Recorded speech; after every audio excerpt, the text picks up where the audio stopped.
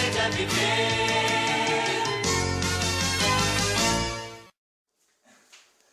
Divisão territorial do Brasil. Segundo Roberto Lobato Correia, os 3 Brasis. Roberto Lobato Correia nasceu em 5 de novembro de 1939, na cidade do Rio de Janeiro, Brasil. Formação universitária. Bacharel e licenciado em Geografia pela Universidade do Brasil, atual Universidade Federal do Rio de Janeiro, 1961. Doutor em Geografia pela Universidade Federal do Rio de Janeiro, Brasil, 1999. O que é regionalizar? Regionalizar é o mesmo que dividir um território, ou seja, descentralizar. Delimitar áreas que reúnem características semelhantes em relação ao critério adotado.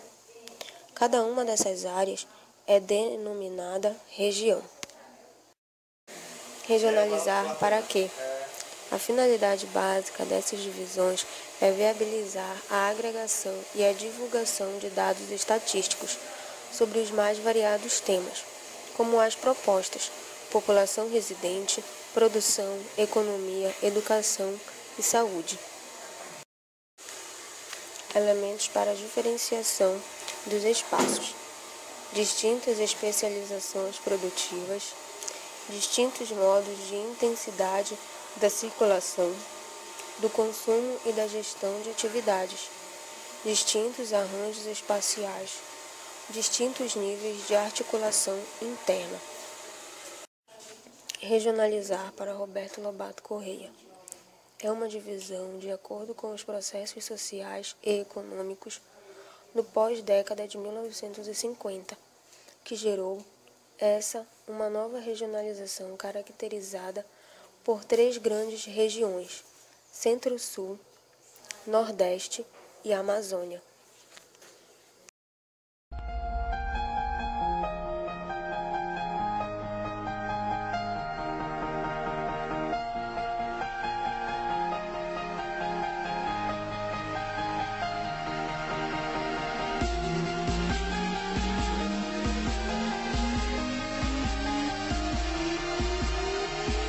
Vamos dar início a mais uma aula hoje com o tema regionalização do território brasileiro, em que nós podemos levar em consideração que a partir da década de 50 o Brasil ele passa por intensas mudanças socioespaciais e econômicas, sobretudo quando o governo JK abre as portas ao mercado exterior, com um grande capital inserindo um grande volume em dinheiro para que assim o país possa passar por uma intensa industrialização, causando isso de início vários processos de divisão do território brasileiro, em que neles podemos verificar que, diferentemente de qual estamos habituados a utilizar, que é o do IBGE, esse é a regionalização do Brasil segundo Roberto Lobato Correia, em que temos apenas 3 Brasis, chamado por ele, em que seria a região amazônica, que tem a inserção do Maranhão e do Mato Grosso a essa região, a região Nordeste, que possui as mesmas características, apenas retirando o Maranhão, sendo inserida a região amazônica, e a região Centro-Sul, que seria uma macro-região em que abrange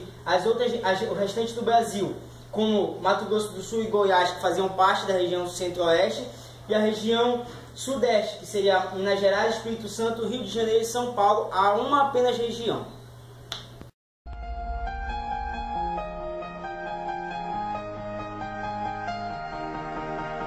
O professor anterior estava falando, a gente vai começar a caracterizar agora regiões. Bom, ele, como o outro professor já tinha falado, ele caracteriza o Brasil em 3 grandes regiões: a Amazônia, o Centro-Sul e o Nordeste. Começando com a Amazônia. A primeira característica que ele vai pontuar é a fronteira do capital. Como assim fronteira do capital? A Amazônia, somente depois da década de 70, ela vai se configurar numa região onde eu tenho frentes de expansão do capital. Quer dizer, eu tenho uma expansão, intensificação de atividades econômicas que antes já não tinham. E agora, por exemplo, a agropecuária ela vai se expandir demais em Mato Grosso e o sul do Pará.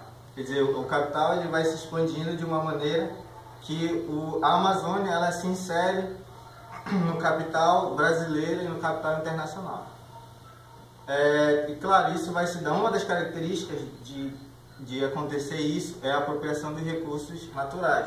Quer dizer, a região amazônica ela é uma região onde tem características naturais, de recursos naturais muito fortes. Então, é uma diversificação biológica e mineralógica, agrícola muito forte. Então o capital ele vai se apropriar desse tipo de coisa e vai se planejar, vai criar estratégias para expandir para essa região e, claro, ter uma maior acumulação, seja do capital nacional e internacional.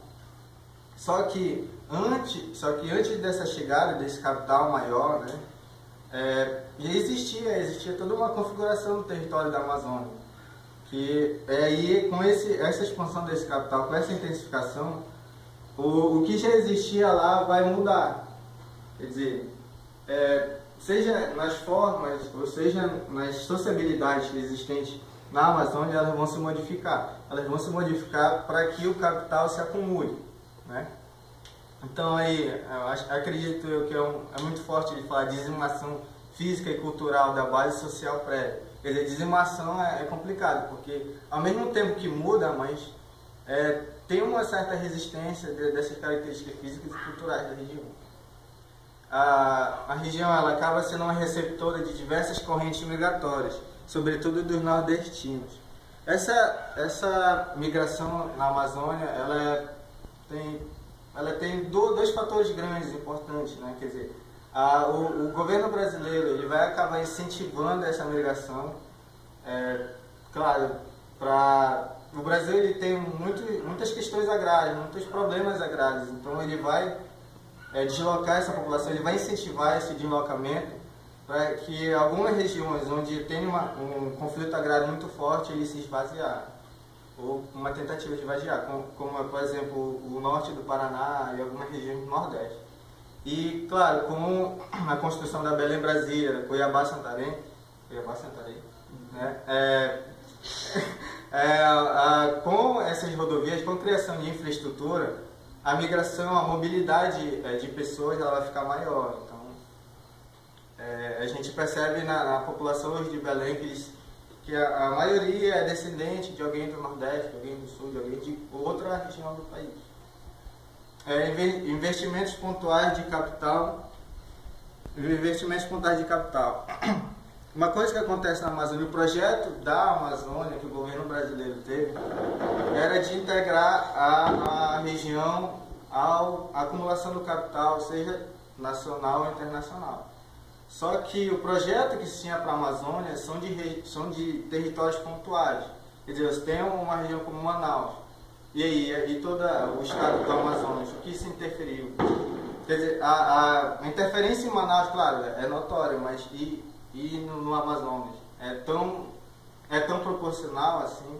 Aqui no Sudeste Paraense, aqui no Nordeste Paraense, eu tenho a Polo Amazônia, quer dizer, investimento de capital, onde eu tenho um investimento de infraestrutura, eu tenho um incentivo ao crédito, tenho diversas criação de infraestruturas, onde o capital ele pode circular, ele pode se manifestar, ele pode se intensificar no território. Assim, a Amazônia, o projeto que se tem para a Amazônia é para que ela se integre. Não necessariamente se integre a toda uma questão romântica do território brasileiro, mas que se integre principalmente política e economicamente, né? Integração ao Centro-Sul, claro, se a gente está falando de um projeto de integração da Amazônia, é interessante para os políticos, interessante para o capital, que tenha vias de circulação que ligue a Amazônia às outras regiões do Brasil. Um grande exemplo disso é Belém-Brasília, né? Que não só liga Brasília, mas liga São Paulo, quer dizer, a área core do Brasil, então, que tem gestão econômica e política do território, e que a circulação da mercadoria, a circulação da política mesmo, que se tem no território brasileiro, ela já pode circular para cá, para a Amazônia. Diferentes tipos de conflitos sociais. Claro, antes dessa chegada da intensificação do capital na região amazônica, você já tem um território já onde tem vários agentes que têm poderes políticos e de resistência muito fortes. E aí a Amazônia, com a migração, com toda a geopolítica que se tem com a Amazônia, esses conflitos eles vão se dar de maneira maior no território e mais intensos.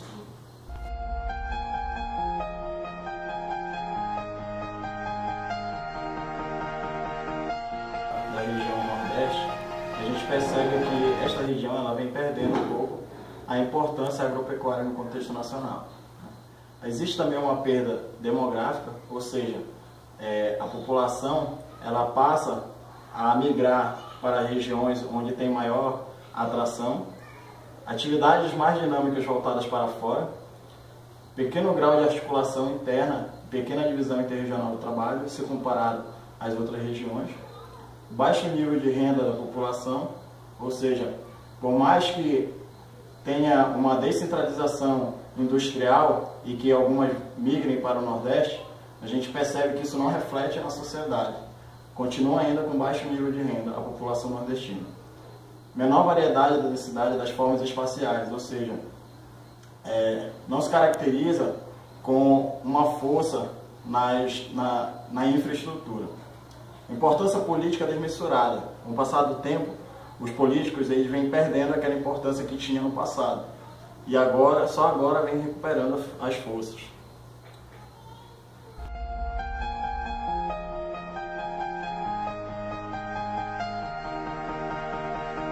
A exposição da regionalização feita por Roberto Lobato Corrêa, podemos observar que já foram feitas algumas observações em relação à Amazônia e o Nordeste. Vamos agora tentar dar conta de modo geral em relação à região Centro-Sul. Destacamos alguns pontos no quadro para tentar dar conta dessa exposição. O primeiro ponto a ser destacado é a concentração dos principais centros de gestão econômica e política do país. São Paulo, Rio de Janeiro e Brasília. Por que Brasília? Nós podemos observar aqui no mapa que Goiás e, consequentemente, o Distrito Federal, que está incluso, passa a fazer parte dessa região, da Centro-Sul, da região Centro-Sul, por conta de uma atividade industrial mais presente e algumas das outras características que vão dar continuidade. Por isso, Brasília está inclusa, junto com a região Sudeste e a região Sul, segundo o IBGE. E Goiás representando aí a região Centro-Oeste, por isso Centro-Sul. Essa concentração dos centros, dos principais centros de gestão econômica e política do país, tenta manter ou reproduz no país uma certa hegemonia, uma hegemonia política e econômica. Por quê? Por mais que nós possamos observar recentemente a desconcentração industrial no Brasil, no que tange principalmente o Nordeste, os centros de decisão e gestão econômica e financeira encontram-se em São Paulo, principalmente em São Paulo, naquela região da Avenida Paulista. E também podemos destacar o sistema Apurações, aqui no Brasil podemos exemplificar a Bovespa. E a concentração industrial é um outro item a ser identificado aí no nosso esquema. A concentração da produção industrial é algo um pouco mais antigo. Como eu já havia dito, ocorre recentemente uma desconcentração industrial. Por conta de alguns fatores, algumas indústrias não se deslocam integralmente para outra região, no caso o Nordeste, mas passam a criar ali filiais para aumentar a rentabilidade e diminuir custos que vão ter na região Sul. Na região Sul do país, região Sul, Centro-Sul. Mas essa concentração industrial ainda é muito grande nessa região. Podemos destacar alguns estados como Paraná e Rio Grande do Sul, que apresentam uma alta concentração industrial e uma alta produção industrial consequentemente. Claro, São Paulo sempre como carro-chefe. Um outro item a ser destacado é o alto grau de urbanização e metropolização. Isso daí podemos observar bem quando vamos nos dar conta dos índices de população divulgados de 10 em 10 anos pelo censo do IBGE. Podemos observar a população por metro quadrado. Essa é a região do país em que se encontra a maior densidade populacional do Brasil. Por isso, tem como característica esse alto grau de urbanização e metropolização em relação a essas outras regiões. Dando continuidade, vamos falar também da densa rede de circulação. Essa densa rede de circulação é feita historicamente, principalmente ali a partir do momento em que o Nordeste perde uma certa importância econômica,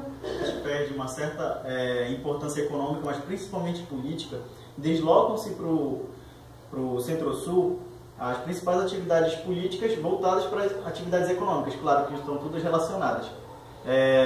E essas atividades políticas que viabilizam os projetos econômicos acabam deixando no território fixos que viabilizam o capital. Antes encontravam-se no território barreiras naturais que freavam a circulação do capital. Esses fixos vêm dar conta dessa dificuldade. E observa-se que essa região, a região Centro-Sul, é a que apresenta os maiores fixos no território brasileiro, ou seja, dotada de maior infraestrutura que permitem, assim, uma maior circulação com facilidade do capital. Um outro aspecto a ser destacado é que a região Centro-Sul é a principal área agropecuária do país. Agropecuária podia se falar há um certo tempo. Hoje, a agropecuária e a agricultura, aí a gente pode observar os dois, estão relacionados com a indústria. Logo, já é indústria agropecuária ou agroindústria. E isso é mais um ponto relevante para marcar o alto grau de industrialização que essa região sofre ou sofreu ao longo do tempo. E um outro aspecto também é a grande mobilidade interna. A grande mobilidade interna vincula-se à densa rede de circulação. Fica óbvio que sem uma densa rede de circulação ou sem uma rede de circulação aceitável, não há uma grande mobilidade também aceitável. Por isso, uma complementa a outra. Também temos a concentração de renda. A concentração de renda, ela vai se refletir no território de maneira segregadora. Como assim segregadora? A população, ela é segregada de acordo com as possibilidades econômicas. Ou seja, podemos vislumbrar no território diferenças atenuantes em relação de um bairro para o outro, de uma moradia para outra. E isso é ocasionado por conta da concentração de renda. Quando se concentra a renda em poucos, é óbvio que a maioria vai ficar com uma renda baixa. Logo, as suas possibilidades de reprodução também serão miseráveis. E a força política. A força política destaca-se por se desenvolver no território brasileiro espaço e temporalmente. Por que temporalmente? Porque, como já havia sido dito pelos outros professores, o Nordeste era o grande berço e a grande força política do país. E essa força política do Nordeste, principalmente ali a partir do momento da política do café com leite, desloca-se para a região Sudeste, mais precisamente para a região Centro-Sul. E desde lá, as principais políticas voltadas tanto para o lado econômico, social, vêm a fazer parte de um grande projeto para arquitetar essa reprodução. Por isso que Brasília passa a ser a capital Brasília passa a ser integrada nessa região Centro-Sul, por conta também dessa característica, da força política. Temos também a maior concentração de capital constante. O capital constante diz respeito à materialidade que fica no território, a materialidade humana, digamos assim. São os reflexos da ação humana que estão relacionados também com a grande mobilidade interna e a densa rede de circulação. Essa rede de circulação e essa concentração de capital constante são, em certos termos, semelhantes, porque o capital constante nada mais é que os fixos. E os fixos, como já havia dito, permitem também a circulação. E é isso.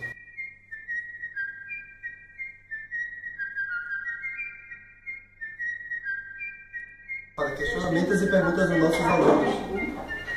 Professor, De acordo com a divisão do Roberto Lobato Corrêa, na Amazônia foi levado em consideração principalmente os aspectos econômicos ou os aspectos naturais?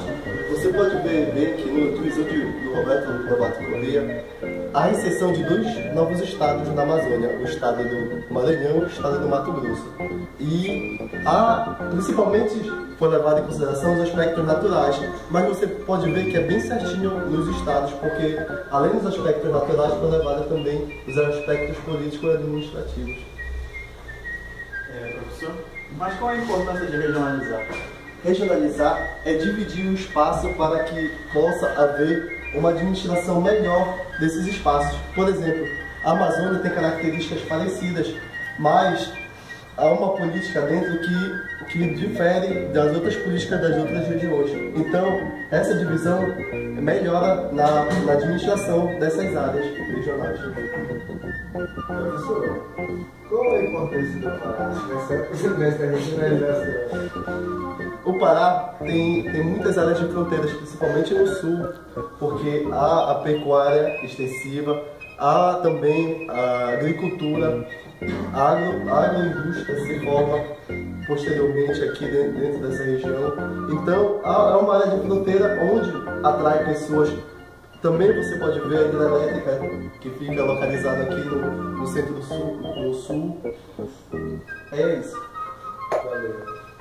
Professor, qual o principal critério que o Roberto Lobato Corrêa escolheu para fazer essa regionalização? Porque a gente percebe que são vários critérios, várias características que ele adota, mas teria uma principal? O principal critério para essa divisão é principalmente a divisão socioeconômica, porque as divisões há características diferentes, tanto na economia quanto na política. E também tem os aspectos naturais, como foi na Amazônia. Mas a principal característica é o socioeconômico. Obrigado.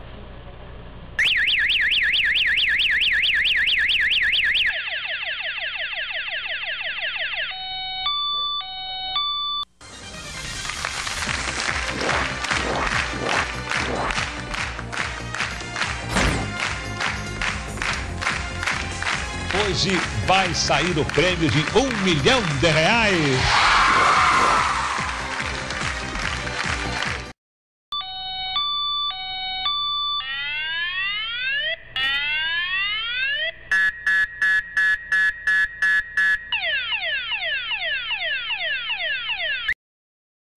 Olá pessoal, vamos começar a estudar agora a divisão regional brasileira. Lembrando que nós temos uma divisão oficial do IBGE, que divide o país em 5 regiões, Norte, Nordeste, Centro-Oeste, Sudeste e Sul. Mas nós também temos agora que estudar a divisão geoeconômica do Brasil. Essa divisão regional é muito melhor para você estudar. Aí você pergunta assim para mim, por quê? Deixa eu explicar para vocês. Primeiro, o que é regionalizar? A gente chama de região aquele espaço determinado por uma característica comum a todos que estão ali. Então, deixa eu te dar um exemplo. Se eu tenho uma região serrana, está subentendido que quem está ali possui serras. Se eu tenho uma região polar, subentende que os países que estão ali possuem climas polares. Então, a região é determinada por uma característica comum. Então, quando você regionaliza, qual é a grande vantagem da regionalização? É você já saber que aqueles indivíduos, aqueles estados, aquelas cidades que estão ali possuem características em comum. E é assim que você consegue estudar. Muitas pessoas às vezes ficam perguntando assim, pô, mas às vezes caem umas perguntas de vestibular sobre alguns lugares que eu não conheço, eu não sei como responder. Não tem problema. Se você estudar as regionalizações, você sabe pelo menos as características comuns daqueles lugares. E aí você é capaz de responder as perguntas. Tá? No caso da divisão do IBGE, qual foi o critério? O critério é a posição geográfica. Os estados que estão ao norte, os estados que estão ao sul. O que isso te indica claramente? Te indica a posição. Agora, as características daqueles estados não fica claro para a gente. Já essa divisão geoeconômica, ela tem um outro caráter. Por quê? Porque ela vai analisar as condições sociais e econômicas das regiões. Então o Brasil, em vez de ser dividido em 5 regiões, ele passou a ser dividido em 3 regiões. Amazônia, Nordeste e Centro-Sul. Separando o Brasil em 3 grandes grupos, em 3 grandes características. Tá? A gente vai analisar cada um, mas só para você ter uma característica geral, a gente entende que a Amazônia é a nossa nova área de investimento, uma área que recebe muito capital. O Centro-Sul seria o nosso coração econômico e o Nordeste a gente vai chamá-lo de região das perdas, depois a gente vai explicar. tá? É a região que passou por perdas e agora passa por um novo movimento de ganhos, certo? Só para a gente citar, a divisão ficou como? O que a gente entende de Amazônia ficou basicamente com a região norte, a antiga região norte, os estados do norte do Brasil, só. Não. Pegou boa parte do Mato Grosso, obviamente a parte norte do Mato Grosso, e metade do Maranhão. A parte oeste do Maranhão, ela passou a fazer parte do que a gente chama de Amazônia, nessa divisão geoeconômica. O Nordeste, o que aconteceu? Ele perdeu metade do Maranhão, é óbvio que ficou para a região norte.